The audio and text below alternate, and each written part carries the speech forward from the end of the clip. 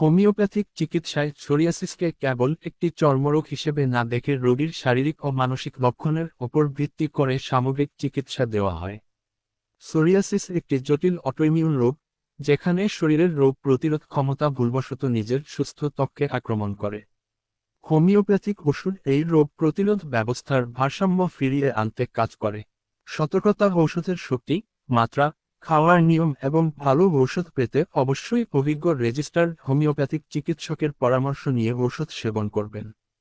হোমিওপ্যাথিতে নির্দিষ্ট রোগের কোনো একক ঔষধ নেই। রোগীর লক্ষণ ও শারীরিক গঠন বিবেচনা করে ঔষধ নির্বাচন করা হয়।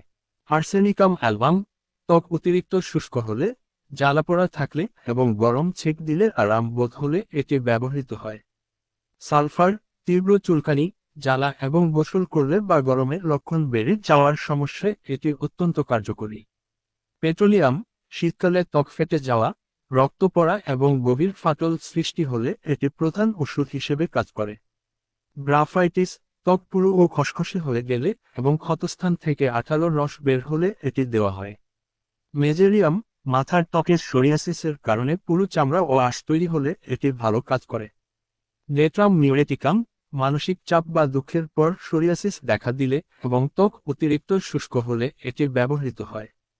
তথ্যটি ভালো লাগলে অন্যদের সাথে শেয়ার করে নিতে পারেন অথবা আপনার মতামত কমেন্টে জানাতে পারবেন।